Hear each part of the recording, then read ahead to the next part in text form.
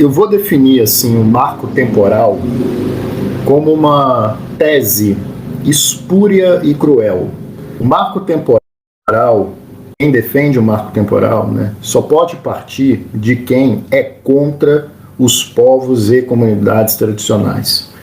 E como tal, essas pessoas rasgam qualquer promoção e respeito à diversidade e às múltiplas formas de ser, estar e viver no mundo, né?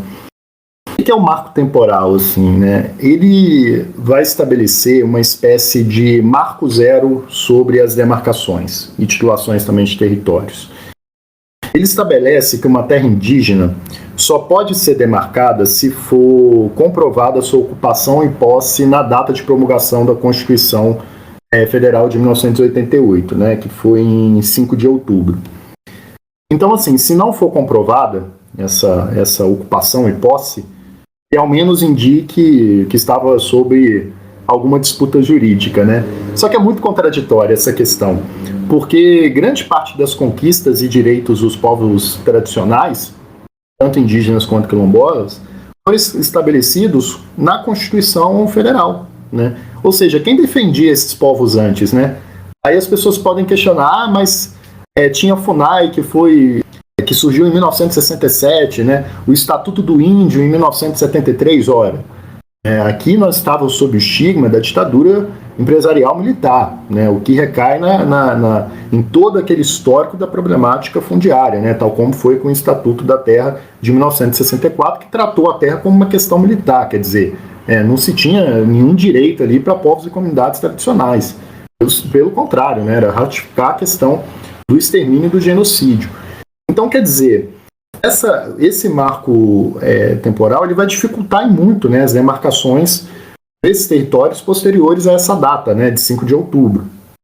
E também vai desconhecer todo o passado de violência, de genocídio e de expulsão a que foram submetidos tanto indígenas quanto quilombolas, né? Então, muitas dessas comunidades, ao longo do tempo, elas foram literalmente expulsas de suas terras, assim, né? Perderam aquilo que a gente chama de terra ancestral, né, o território ancestral. E se essa tese do marco temporal for aprovada, né, que é a PL 490, né, de 2007, ela abre assim uma insegurança nas terras indígenas já demarcadas, né, ampliando os conflitos. Os quilombolas eles sofreram, por meio da PL 490 de 2007, né, sobre a questão indígena. Os quilombolas eles sofreram com isso com relação ao decreto 3.912, que foi de 2001, que foi aprovado durante o governo Fernando Henrique Cardoso.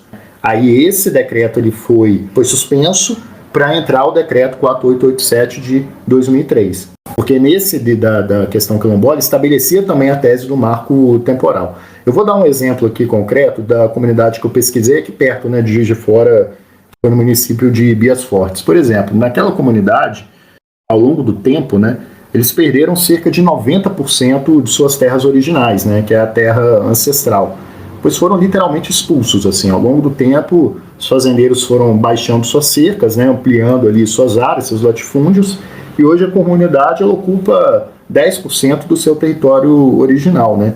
Pelo marco temporal, não conseguiriam comprovar a posse legítima do território, né, tomado, ou seja, não teria como comprovar, né.